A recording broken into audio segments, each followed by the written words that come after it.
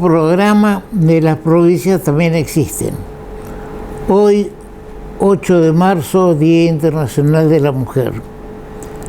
Yo soy mal cantor y peor recitador, pero hay una canción designada, digamos, destinada a la mujer, que voy a robar algunas partes de esa canción.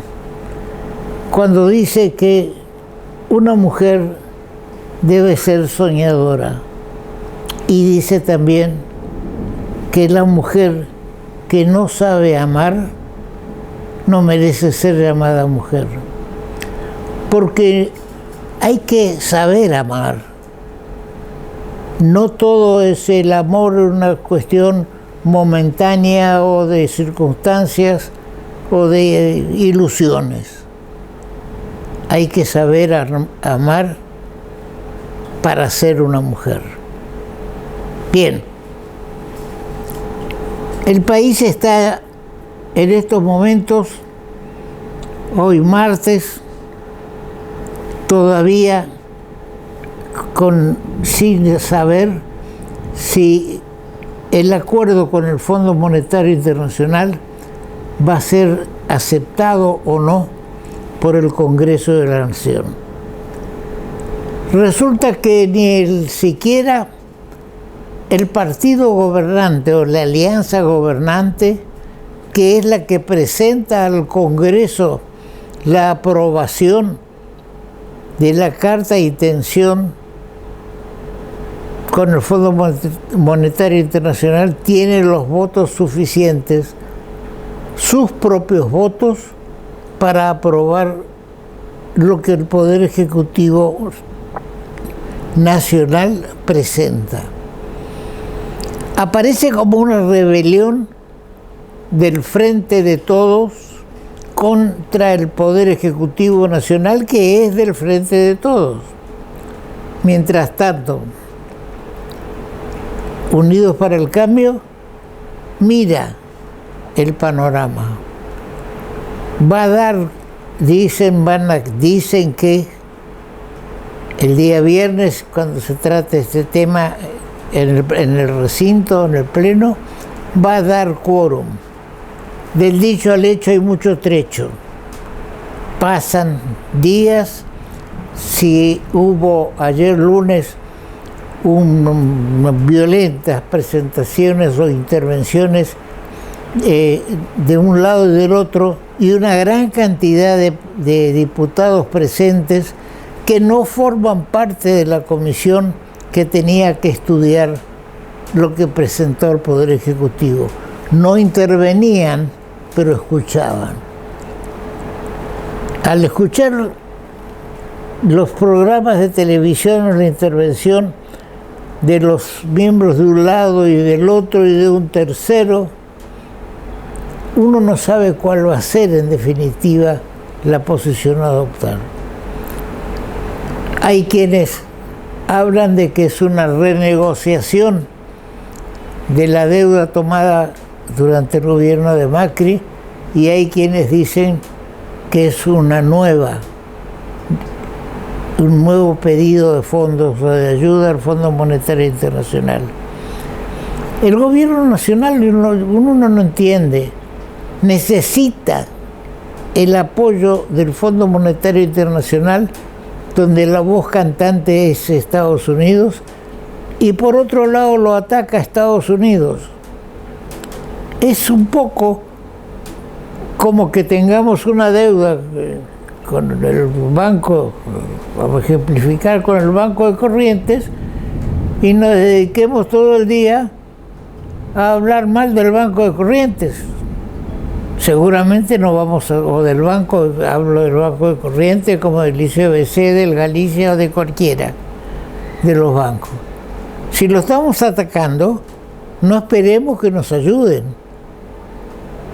Pero bien, es lo que está pasando, y ya se anuncia en un comentario en el diario La Nación del día domingo. Lamentablemente los diarios de Buenos Aires no llegan nada más que sábado y domingo. el domingo pasado se habla de una fractura definitiva o camino a una fractura definitiva entre el presidente de la Nación y Cristina Kirchner.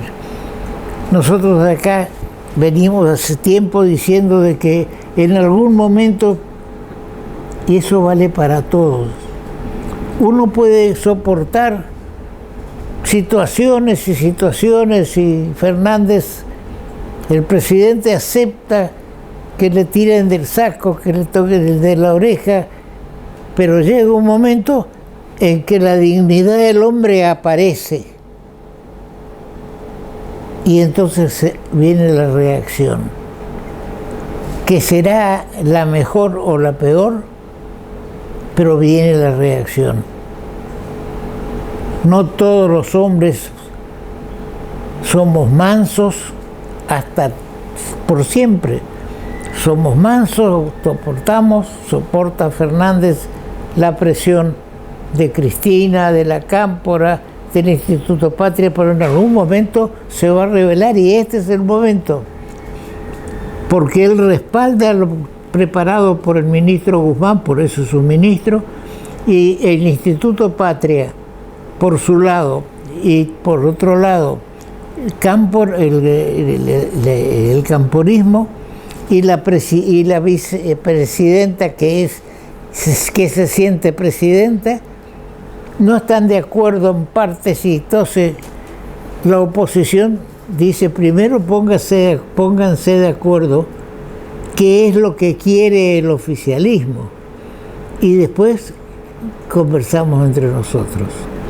Bien, yo tengo la impresión de que va a haber acuerdo. Tiene que haber acuerdo, porque declarar que el país no está en condiciones de pagar o de asumir sus deudas, sus compromisos, es pésimo para el país. Nadie nos va a prestar un peso o un dólar, ni va a invertir un dólar. Y que acá en Corrientes estamos esperando inversiones, están medio comprometidas inversiones de un gran aserradero, y yo no sé si en este tumulto que hay en el mundo, qué va a pasar con ese aserradero, si se va a producir o no. Y nosotros los correntinos miramos al presidente que dice se va a hacer el segundo puente Corrientes-Chaco. Ya estamos pasados, cansados de promesas. Y vuelvo, te van a decir que debí haber sido cantor, pero más vale una ilusión perdida a que no se engañen otra vez. Y es así. Es una promesa que hace el presidente en la Asamblea Legislativa, pero no dice, en el presupuesto no está incluido el segundo puente. Crédito internacional, si no se arregla con el Fondo Monetario y si no se cumple con el Fondo Monetario. Porque una cosa es firmar el acuerdo con el Fondo Monetario Internacional, pero a los 3 meses tenemos una inspección del Fondo Monetario Internacional a ver qué pasó, qué se hizo de lo convenido. Y seguramente van a comprobar que la mitad de lo prometido y comprometido no se cumplió, ni se va a cumplir. ¿Por qué? Porque hay elecciones el año que viene y nadie quiere tomar el toro por las astas. Y así viene nuestro país, de tumbos tras tumbos y tras tumbos. Y yo recuerdo que durante el gobierno de Macri llegó a estar el dólar a 40 pesos y ahora está a 200 y algo de pesos. Y dice, sí, pero el dólar... No, el dólar es un indicador eficiente de cómo está un país. Y comparado con dentro de hace 2 años es grande la diferencia. Ahora yo le pido también al gobierno, en lo que quedó del gobierno de Macri, a los macristas, a los jóvenes ministros de Macri, al mismo Macri, a Patricia Bullrich, que digan qué se hizo con los 40.000 millones, ya uno se pierde, con el último préstamo del Banco Mundial. Porque si todos ya empezamos a dudar, pero si nos dicen tomamos 44 o 45 o 50 y 25 gastamos en esto, 20 en esto, 30 en esto, números claros, rendición de cuentas se llama eso.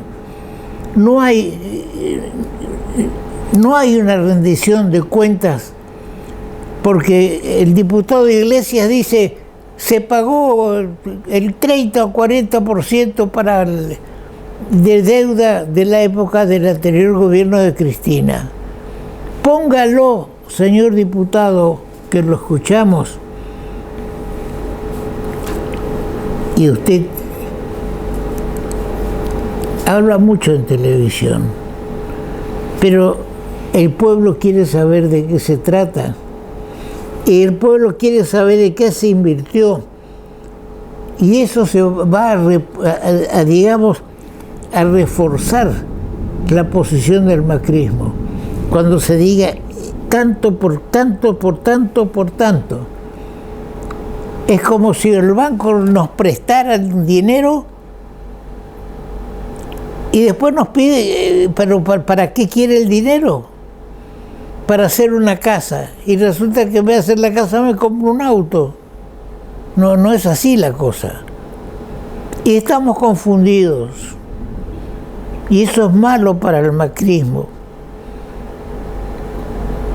Bien. Ese es un aspecto que queríamos destacar. Vamos a un corte. Arrancó la temporada de playa más larga del país. 7 meses de balnearios habilitados con todos los servicios gratuitos para que puedas disfrutarlos.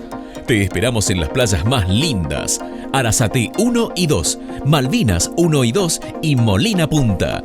Disfrutalas a pleno y con todos los cuidados. Solicita turno en permisos.corrientes.gov.ar. Municipalidad de Corrientes. Con el Banco de Corrientes, el regreso a clases es más barato. Del 14 de febrero al 13 de marzo, aprovecha 10% de descuento todos los días y hasta 6 cuotas sin interés con las tarjetas de crédito Mastercard y Visa. Ingresa a nuestra web www.promosdelbanco.com para conocer los comercios adheridos. O comunicate al 0800-444-0160. También podés conectarnos a través de nuestras redes sociales y página web. Con las tarjetas del banco es más barato. Banco, el Banco de Corrientes. Todos sabemos que los italianos vinieron a nuestro país en busca de una vida mejor. Todos sabemos que hubieron muchos italianos acá en Corrientes, en el país, pero hay un aspecto que no lo conocía yo y seguramente la mayoría de los argentinos, descendientes de italianos o no lo conocían. Y resulta que los italianos intervinieron en nuestras guerras civiles y con el extranjero, principalmente en la guerra de la Triple Alianza con el Paraguay y también en las guerras internas del sitio de Montevideo, el sitio de Uruguay. Y un coronel retirado del ejército de buena actuación dentro de las Fuerzas Armadas con distintos destinos en fuerzas argentinas o que colaboraron con Naciones Unidas en Chipre, en Haití, condecorado por eso. Está hoy con nosotros. Se trata del coronel Miguel Gerardo Recupero, a quien le damos la bienvenida y le pedimos que nos explique este libro que lo van a tener ustedes a la vista, Legiones militares italianas en las guerras argentinas. Yo traté de sintetizar, él lo va a hacer mejor que yo, por supuesto. Bienvenido, Miguel. Bueno. Nos gustaría que nos explique a la audiencia cómo es esto de que los italianos pelearon por nuestro país. Bueno, muy buenos días a toda la audiencia. Es un gusto para mí, doctor, que me haya invitado a su programa. Es un placer enorme. Y bueno, charlar de estos temas que de alguna medida es mi pasión. Mi pasión es la historia, fundamentalmente la historia sanmartiniana, pero también en relación a temas muy particulares porque me llegan muy adentro, pues soy descendiente en primera generación de italianos. Mi padre, un inmigrante italiano, de esas inmigraciones masivas que llegaban después de la Segunda Guerra Mundial, ¿no? Buscando o así, viniendo a hacer la América, como se decía en ese entonces, sí, acá a Sudamérica. Tengamos en cuenta que las mayores inmigraciones italianas fueron a parar o a Nueva York, a Estados Unidos, al puerto de Nueva York o al puerto de Buenos Aires, ¿no? Y bueno, quizás producto de esa sangre, en algún momento me interesó este tema, en conjunto con gente de la Dante Alighieri, y salió este libro que lo que trata o lo que busca es rescatar del olvido, de alguna manera, a todos aquellos italianos que por distintas circunstancias se involucraron en los conflictos que vivió el Río de la Plata y Sudamérica en general, por lo menos la parte sur de Sudamérica, la que más trata el libro, durante el siglo XIX y hasta el libro llega prácticamente hasta el siglo XX, porque hay una cosa muy interesante y quizás muchos no lo saben. Cuando fuimos a la guerra a fines del siglo, casi fuimos a la guerra a fines del siglo XIX y principio del XX con Chile, hubo una gran incorporación, se llegó a formar brigadas de italianos que se alistaban en todo el país para ir a ese conflicto, que después, como sabemos, se logró evitar en la época de Roca, ¿no? Ese es un último capítulo. El libro lo que trata, como le dije recién, es de rescatar del olvido a todos esos personajes. Por ahí uno tiene en la mente que la inmigración italiana fue o vino a la Argentina por una cuestión económica simplemente, pero hay que dividir las cosas. Las primeras migraciones italianas no venían por esa razón. Las que vinieron ya entrado el siglo XIX, principios del siglo XX y las por supuesto después de la Primera y la Segunda Guerra Mundial, son las denominadas inmigraciones masivas, y fueron por cuestiones de hambre, para decirlo bruscamente. Ahora, las migraciones que se producen entre el año 1840 y hasta prácticamente la unificación de Italia son migraciones políticas, que eran exiliados por razones políticas, por razones... por eso en el libro, en uno de los primeros capítulos, yo trato de fijar en contexto qué se vivía en Europa en ese momento. Era el momento de la aparición de las naciones. Se estaban disgregando los grandes imperios, el imperio austrohúngaro, austríaco, etcétera, y se estaban empezando a conformar las naciones. Es así, en la década del 60, 1860 y pico, ya se unifica Italia. pero previo a esa unificación entre el año 1840 y 1860 y pico, hay mucha masa de esa gente que fracasaba, porque esta gente que venía acá al Río de la Plata, y hablo específicamente de los italianos, era gente que fracasaba en las revoluciones que se intentaban contra los imperios.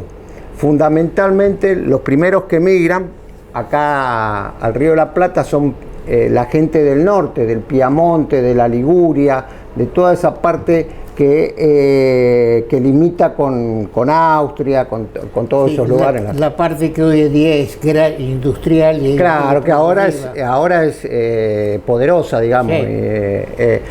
Eso eran y ahí en esos primeros contingentes aparece una persona que para nosotros los argentinos es muy famoso, ¿no? Ahí en frente de lo que era el zoológico estaba el monumento a Giuseppe Garibaldi, ¿no?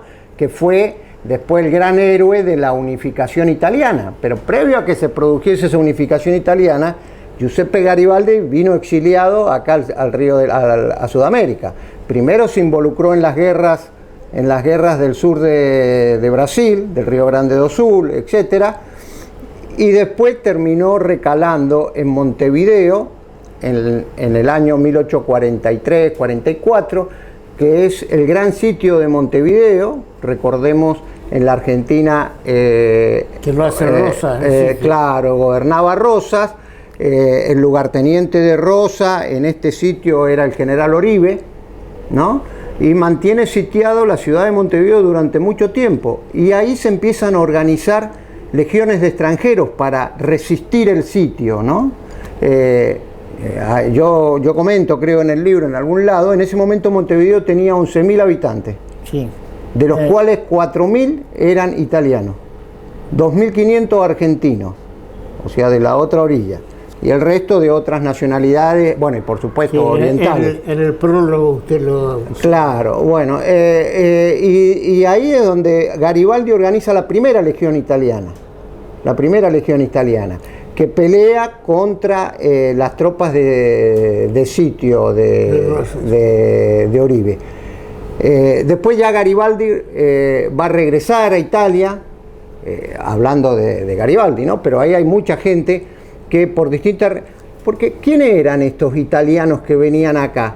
Eran italianos idealistas, digamos. Idealistas. Empezaba a aparecer el socialismo, el anarquismo, todo era el concepto eso de la igualdad universal. Entonces no podían luchar porque habían sido derrotados, habían sido exiliados, buscados, perseguidos en Europa, y se venían a continuar su lucha a otro lugar.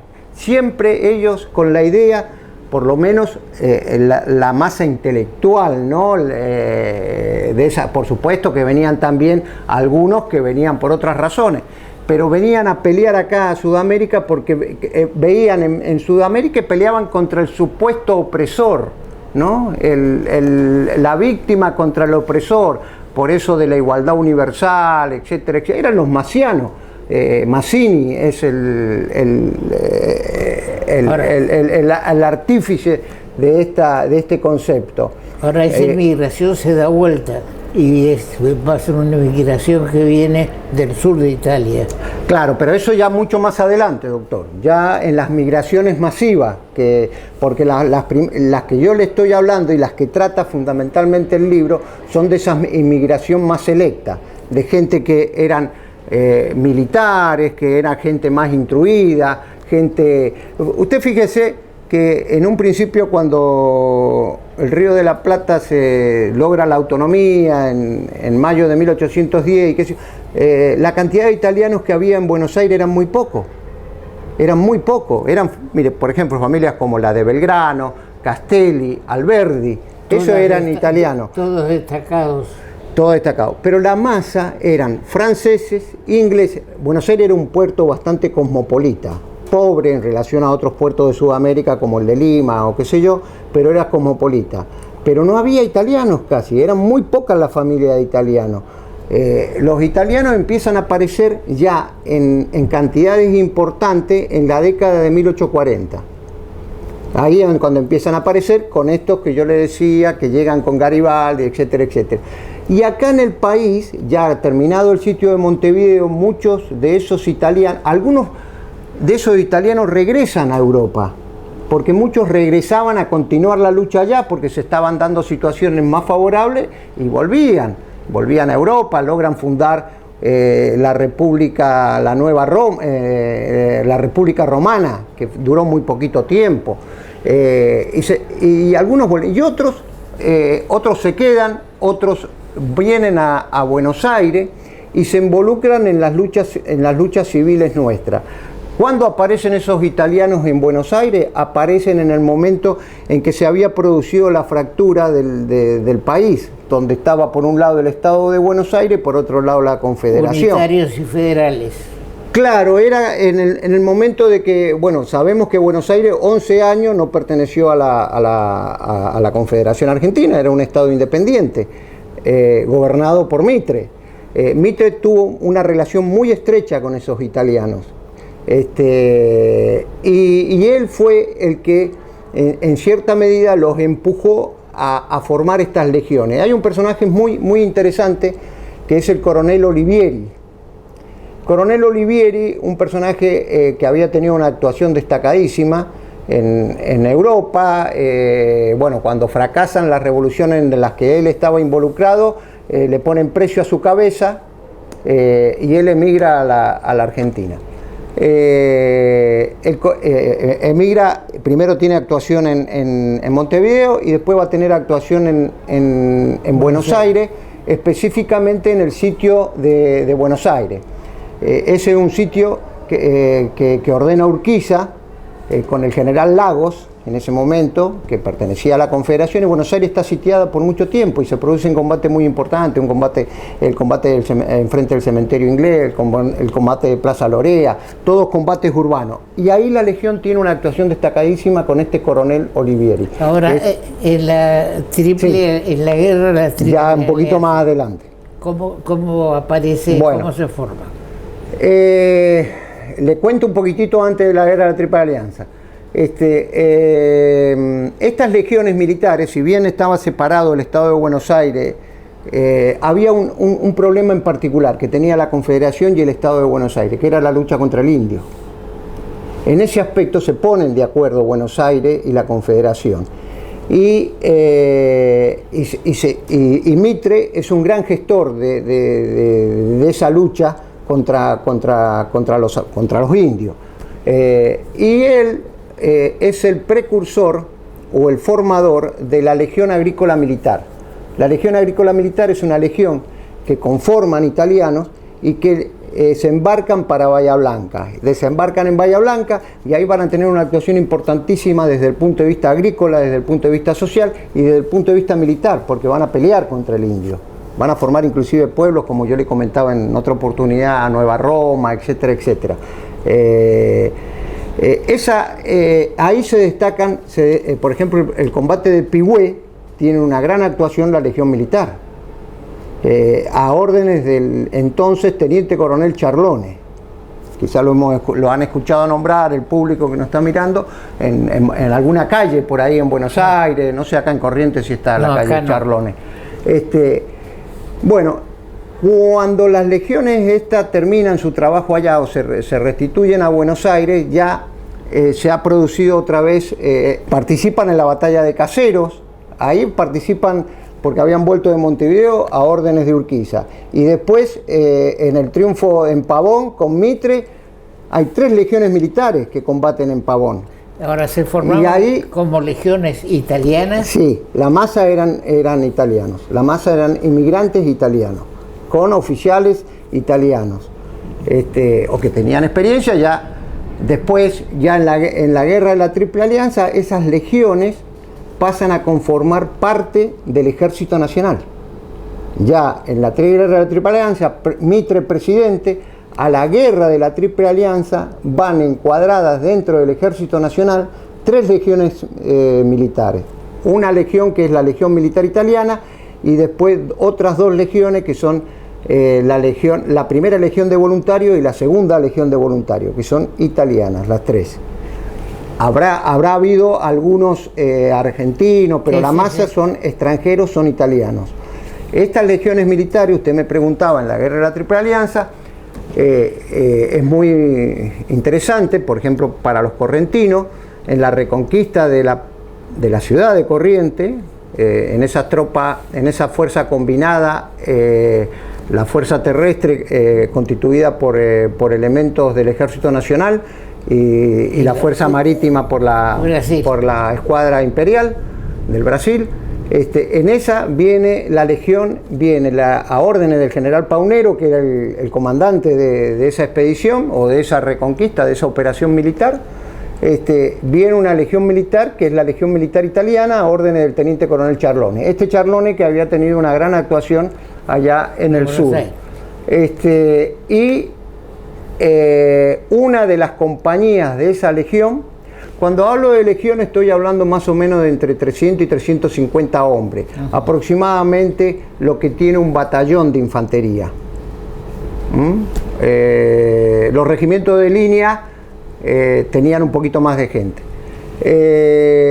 Y el desembarque, los primeros que desembarcan acá en el combate de batería son los legionarios italianos a órdenes del mayor Balaguer, que es el segundo jefe de la legión. Y el mayor ese muere acá en las costas correntinas. Es uno de los muertos en ese combate de batería. El teniente coronel Charlone es herido, porque después desembarca Charlone dentro de las fuerzas que componen ese contingente de reconquista.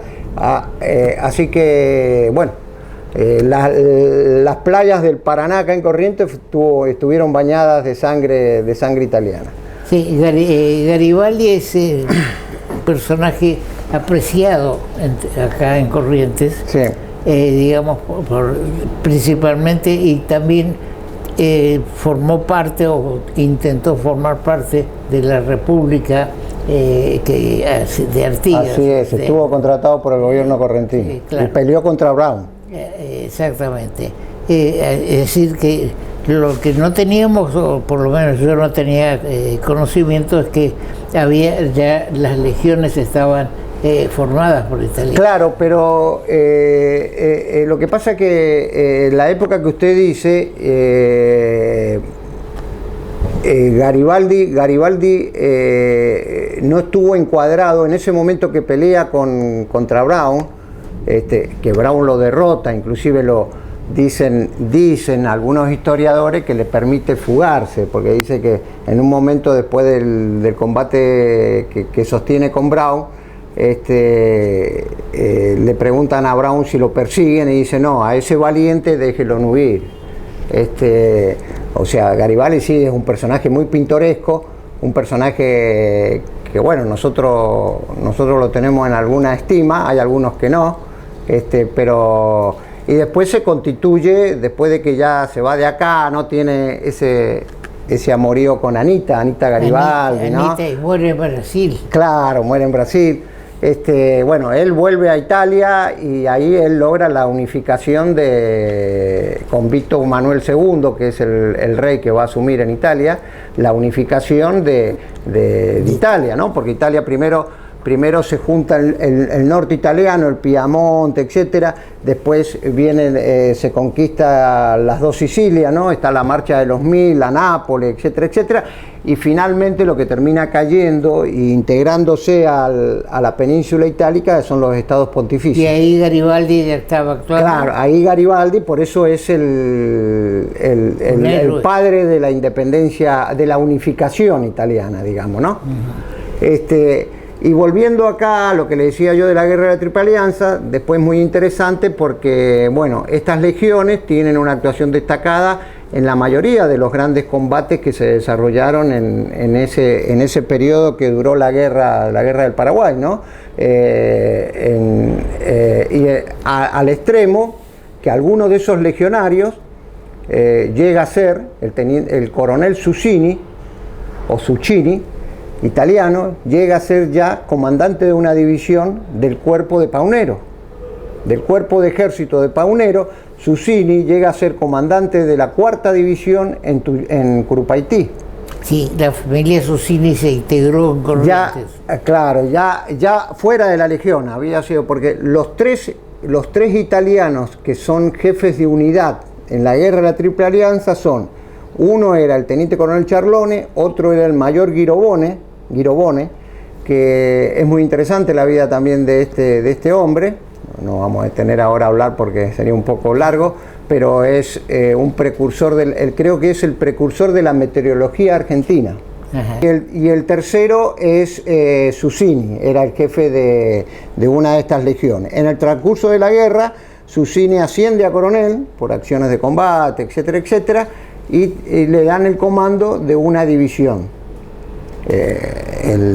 Por ejemplo, en Curupaití había 3 cuerpos de ejército del Ejército Nacional. Uno de esos cuerpos era comandado por Paunero, el otro era comandado, por ejemplo, por Emilio Mitre, el hermano del general. El cuerpo que era comandado por Paunero, donde estaban las 3 formaciones militares italianas, legiones, era la 4ª división y había otras unidades, otros regimientos de línea. Ese cuerpo lo comandaba Susini. Bueno, en Curupaití las legiones tienen una actuación muy importante, son de las primeras, la legión, no las 3, la legión militar, la de Charlone, es de las primeras que choca contra las defensas de Curupaití, y ahí Charlone cae herido de muerte, ya era coronel. Y fíjense, yo siempre lo tengo escrito acá, cuando cantamos Curupaití, no sé si usted la ha escuchado, la marcha Curupaití, dice: saludemos la enseña inmaculada que heroica tremoló en Curupaití, cuyos campos bañaron con su sangre Rivas, Díaz, Charlones y otros 1000. Ese Charlone famoso, hay un pueblo en la ciudad de Buenos Aires que lleva el nombre de este hombre, muere en Curupaití. Bueno, después tiene una actuación también muy destacada en Yataticorá, mueren muchos legionarios ahí, y después llegan inclusive hasta las puertas de Asunción. Recordemos que el Ejército Nacional no entró a Asunción a órdenes de Emilio Mitre. Emilio Mitre no quiso entrar y plegarse al desbande y a las atrocidades que hicieron los brasileros, y quedó en las puertas de Asunción acantonado el Ejército Nacional. Ahí las legiones después ya vuelven a Buenos Aires, están un tiempo en la ciudad de Rosario, yo lo explico todo eso en el libro, y ya después se disuelven. Y muchos de esos legionarios, que tienen mucha experiencia de combate y todo, ya se integran al Ejército Nacional, en distintas unidades del ejército. Hay un caso que yo le comentaba también la otra vez, de un personaje muy pintoresco, que es un tal Cherry, Daniel Cherry, también un italiano que llegó de jovencito acá. No suena como apellido italiano, Cherry, ¿no? ¿No suena, dice usted? No. Cherry creo que se pronuncia. Hay un pueblo en la ciudad de Buenos Aires que se llama Daniel Cherry, sí. y este Cherry es el único italiano, porque después del asunto es legionario. Él era muy jovencito dentro de la organización de la Legión Militar Italiana. Por ejemplo, acá cuando desembarcan en Corrientes, él era subteniente y tiene también una actuación destacada acá peleando con los legionarios de Charlone.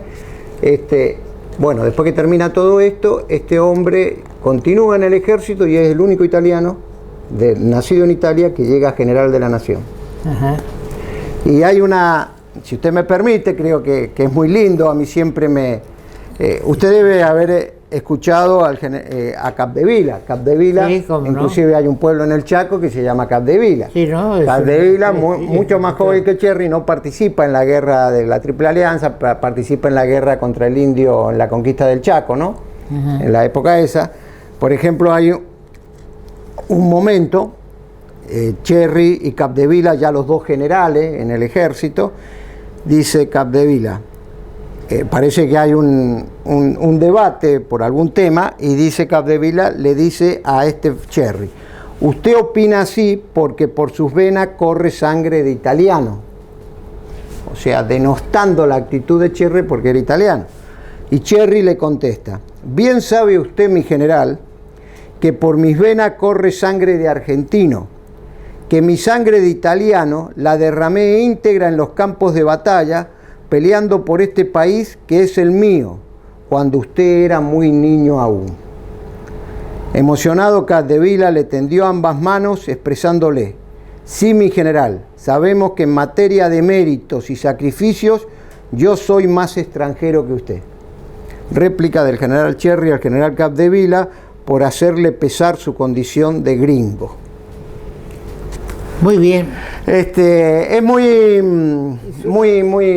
interesante.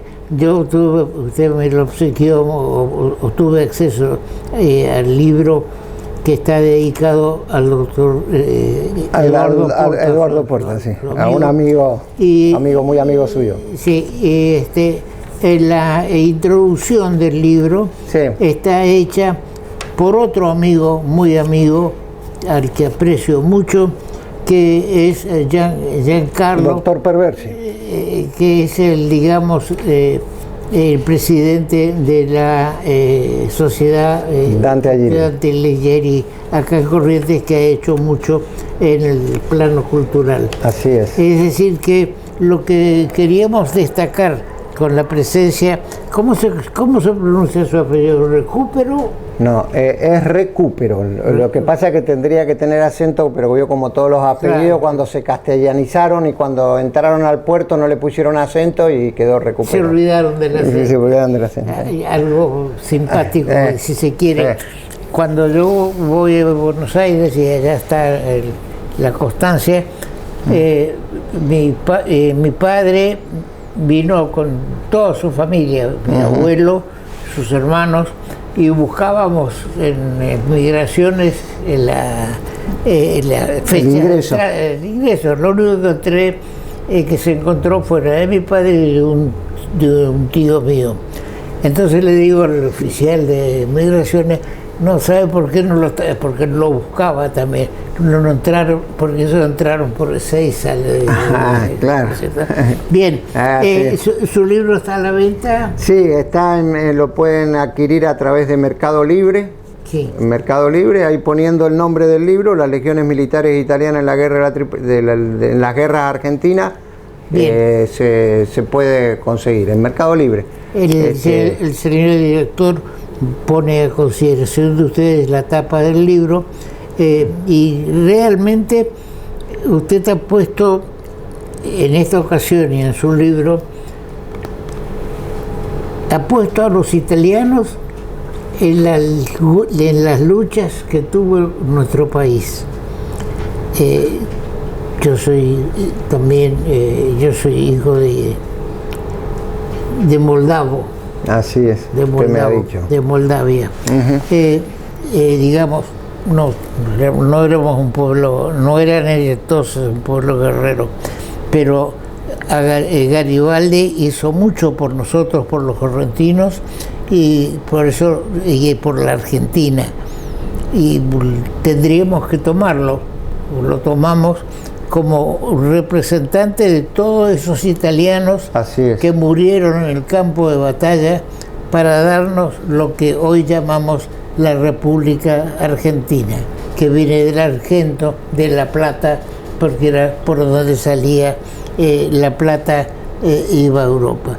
Bien, coronel, muchas gracias. No, muchísimas gracias. Es coronel retirado, no es un coronel en actividad. Bien, así es. Muchas gracias por su muchas gracias a ustedes y por ilustrarnos. No, gracias a usted por la invitación. Bien, seguimos con el programa.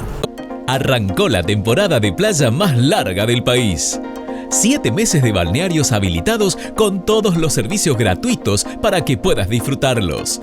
Te esperamos en las playas más lindas: Arasate 1 y 2, Malvinas 1 y 2 y Molina Punta. Disfrutalas a pleno y con todos los cuidados. Solicita turno en permisos.corrientes.gov.ar. Municipalidad de Corrientes. Con el Banco de Corrientes, el regreso a clases es más barato. Del 14 de febrero al 13 de marzo, aprovecha 10% de descuento todos los días y hasta 6 cuotas sin interés con las tarjetas de crédito Mastercard y Visa. Ingresá a nuestra web www.promosdelbanco.com para conocer los comercios adheridos. O comunicate al 0800-444-0160. También podés conectarnos a través de nuestras redes sociales y página web. Con las tarjetas del banco es más barato. Banco, el Banco de Corrientes. Estábamos hablando de la situación del país y del acuerdo con el Fondo Monetario Internacional. Mientras estaba, esta es una cuestión que se viene tratando desde hace tiempo, un año o más, y venía por un camino y resulta que en el medio Rusia invade Ucrania y todo se da vuelta. Ya no es el mismo Fondo Monetario Internacional hoy al de 30 días atrás. ¿Por qué? Porque ya no es el mismo Estados Unidos de hoy, no es la misma Unión Europea de hoy a la que había 30 días atrás. Era más fácil solucionar los problemas de nuestro país con el fondo hace 30 días que hoy. Porque se están jugando cosas muy importantes, como el petróleo, por ejemplo. Ya tuvimos un aumento de la nafta. El gas, no hemos desarrollado vacas muertas, tema que es muerto. Esperemos que no sea como el segundo puente y que alguien ponga en funcionamiento vaca muerta para que no tengamos que depender del petróleo y del gas extranjero. O vamos a tener que comprar otros barcos gasíferos como ese barco que en la época de Devido se compró y se perdió, nunca se supo. No llegó a destino, no se hundió. Entiendo que ni siquiera zarpó, ni siquiera cargó, fue un negocio. Ahora se están estudiando distintos caminos para suplir el gas y el petróleo ruso, que puede venir de Turquía por distintos caminos, pero todo eso hay que hacer tuberías, hay que cruzar mares, y no es cosa de hacerlo hoy. Entonces vuelve a renacer la necesidad de perforaciones submarinas para lograr abastecimiento de gas y petróleo. Tampoco se hace de un día para otro. Ahora, Putin cree y dice que si me aprietan con las medidas económicas, hay dinero ruso en muchos bancos de Occidente que se paralizaron, que es las medidas que toma Estados Unidos porque no quiere entrar en una guerra tradicional, pero sí le hace la guerra financiera. Y Putin dice que si continúan con eso, estamos en presencia de la Tercera Guerra Mundial. Un desastre. Solo ver la televisión, cómo ha quedado distintos lugares de Ucrania. Yo no entiendo, y lo decía en el programa anterior, esto parece, lo de Putin y los rusos parece el justicialismo. Por algo Fernández dijo a Putin cuando lo entrevistó, si usted fuera argentino sería peronista. ¿De qué estoy hablando? Estoy hablando que el peronismo, cualquiera sea su nombre, frente o lo que fuera, perdió las elecciones el año pasado, pero no acepta la derrota. Sí. Perdimos pero ganamos, y es lo que le está pasando a Rusia. Rusia perdió su invasión a Ucrania, porque no se entiende del feroz Rusia, la feroz Rusia, no puede terminar con un ejército que es una décima parte del suyo, y mucho menos. No puede tomar Kiev, no tiene infantería. No digamos que destruyan Kiev, pero no pueden mandar infantería. ¿Saben por qué, entre otras cosas, no manda infantería? Porque la infantería, si ataca, va a tener muchas bajas. Y el pueblo ruso no acepta más soldados suyos muertos. Hasta yo creo que la situación política de Putin está en peligro. ¿Por qué digo esto? No es la primera vez que hago referencia a que estuve en Rusia después de la caída de la cortina de hierro que había entre Rusia y Occidente.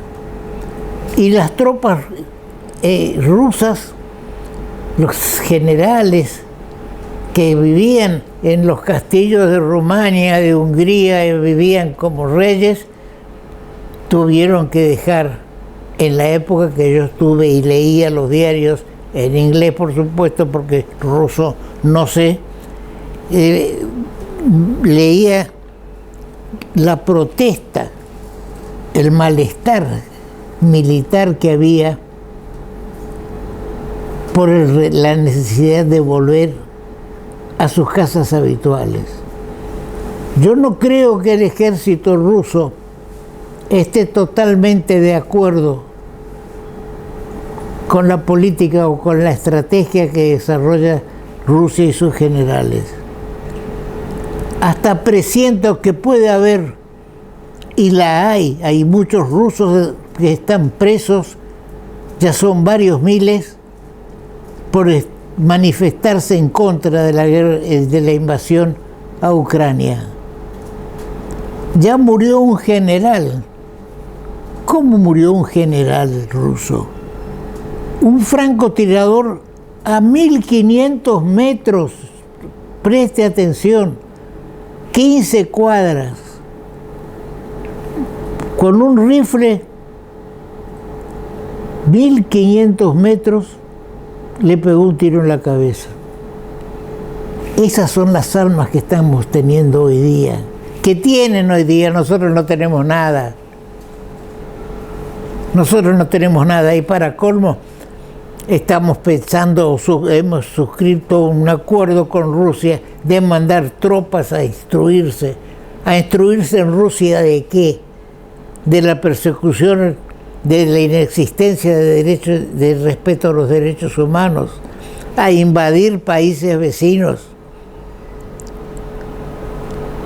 Ese acuerdo, estoy contrario a que vayan nuestras tropas a instruirse en Rusia, o en Estados Unidos, o en algún lado, o en otro lado. Si Rusia quiere instruir, o el gobierno argentino quiere recibir instrucción, que tal vez sea necesaria, porque si vamos a comprar un auto, queremos saber dónde está la calefacción, cómo se prende las luces rojas.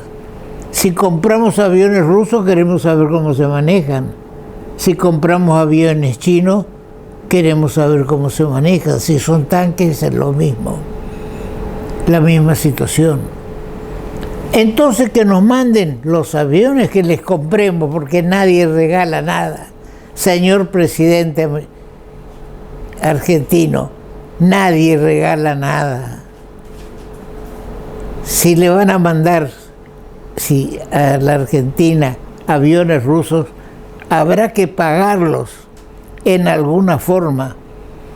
Y ya estamos viendo que en Tierra del Fuego se está haciendo una base logística entre 3 países. Y voy a empezar por los más fuertes. Interviene China, interviene Rusia, y interviene la Argentina, que es la dueña del territorio. Ya están adentro. China ya tiene varios lugares, varias bases en nuestro país, logísticas y de desarrollo. ¿Desarrollo de qué? Nos van a capacitar y enarbolan en esos territorios la bandera china. Ahora, ¿qué vamos a pasar a hacer? ¿O qué se pretendía 30 días atrás? Hoy ya no sé más qué pretende el gobierno argentino. ¿Qué va a ir a discutir el viernes en el Congreso, en un Congreso adverso, el acuerdo con el Fondo Monetario Internacional? Porque necesita abrir las puertas al capital extranjero a que venga a radicarse en nuestro país. Vuelvo a un tema que lo conozco muy bien. Nací dentro de ese sistema. Paraguay es la tercera flota mundial, la tercera flota fluvial mundial. Primero está Estados Unidos, China y Rusia. Cuando yo trabajaba al lado de mi padre en la empresa de navegación, no existía flota rusa, paraguaya. Hoy no existe flota argentina. Necesitamos explicar, que nos explique cómo va a ser el presidente para bajar la inflación del 50%. ¿Cómo va a ser lo que se está por comprometer con el fondo? Y vuelvo a lo que dije antes, firmar se firma. Después hay que cumplir, después hay que pagar. Yo estimo que la guerra producida, existente, es una guerra. Pero ¿quién la produce la guerra? Rusia al invadir Chechenia. Invadir Ucrania. Ucrania es un poderoso país en materia de minerales. Está primero en el mundo. Es una poderosa nación agrícola. Tiene para dar de comer a 600 millones de habitantes. Y Rusia quiere eso. Que pasa a ser el fondo de la invasión a Ucrania. Apoderarse, manejar las riquezas que tiene Ucrania, que las tengo acá. Tonelada por tonelada, metro cúbico por metro cúbico de lo que produce Ucrania. Pero sería muy largo poder explicarles. Pero dejo constancia que Ucrania es una potencia económica y la necesita Rusia. Los gasoductos rusos que pasan, que van digamos, alimentan a Occidente, pasan todos por Ucrania.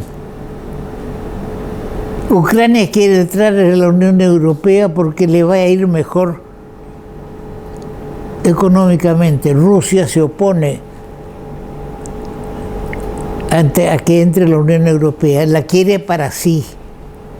Y después que la tenga, entonces va a negociar otra vez con la Unión Europea. El tema está quién negocia. Si una Ucrania independiente o Rusia teniendo a Ucrania en la mano. También hay una cuestión religiosa.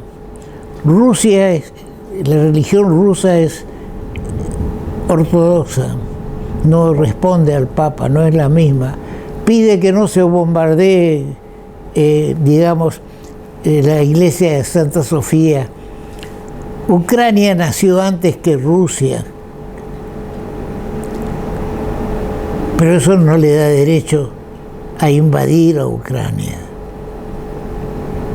Con este comentario un poco mezclado, producido por el razonamiento propio de la lectura y del análisis de la situación mundial en este momento, damos por terminado el programa de hoy.